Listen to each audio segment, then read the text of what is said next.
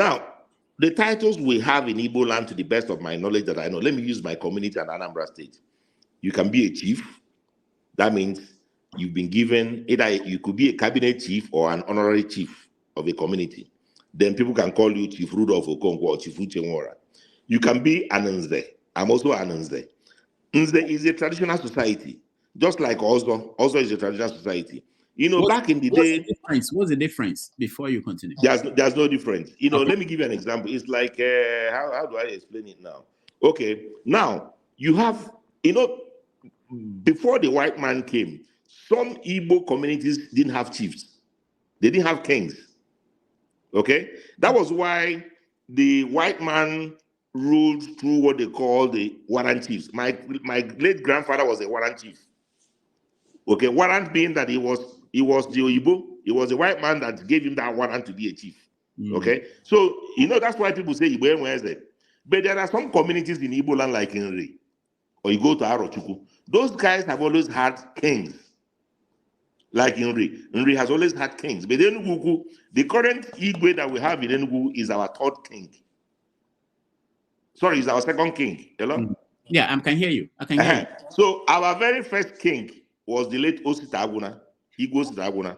So the current Igwe is our second king in our history. And you can imagine how old Enugu is. So before them, we had warrant chiefs in Enugu, of which we had 5 warrant chiefs in Enugu. My late grandfather, my maternal grandfather, my mother's father was a warrant chief. Okay? So that's the way the culture is. But you go to some communities, like I said, like you go to Agu, you go to Unre, they had kings. Okay? So that's just the way it is. And people should understand this history. Now, Nze is a society. If you like, if you have money, you join. Ozo is a society. If you have money, you join. For men, as long as they consider you fit, because it's very expensive. Like in Enugu now, to be an Ozo title holder, you're thinking about 20 million naira. Now, let me tell you what's happening. Then for the women, you can do Iyom. There's Iyom title, and then there's what they call Otuodoeze. Otuodoeze is the type my wife belongs to. Because in Enugu, if you're a chief in Enugu, your wife is also a chief. Because they give you guys the title the same day. So the women will join the Igwe's wife under Otuodoeze, while the men will join the Igwe in the cabinet, okay, in the royal cabinet. However, there is a society called Iyom Society. Iyom is like women version of Nze and Ozo.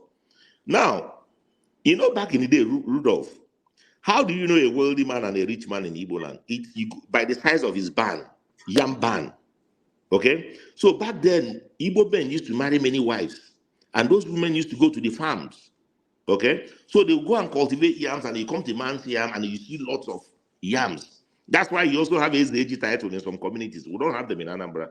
Now, another investment that Igbo men used to do back in the day, they used to invest to be Ozo title holders and Nze title holders.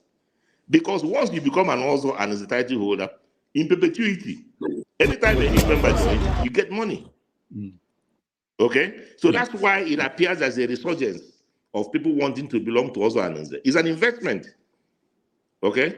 I mean, if you spend like 20 million, maybe 10 million for all the membership fees and all that, then another 10 million for the food and drinks, by the time the next person will join, you will now be part of the people that will share the money that he will pay. So it's an investment.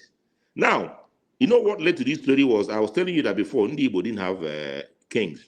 It was the Ozo people and Nze people. They were the custodians of culture. If there was a community dispute, there was an issue, they were the ones that people would go to settle it. That's why they say, Okalom Manile. That means you've used knife to cut your tongue, so that you will always uphold the truth anywhere. So the Ozo people and Nze people were the ones that people would go to if there was an issue, land issue or any other kind of community, because they were very, very revered in the communities. That's the role they were playing in the society until, communities now started having kings and all that. So the kings, the Igwes, now started taking over, adjudicating those responsibilities, those things. Yes. Okay.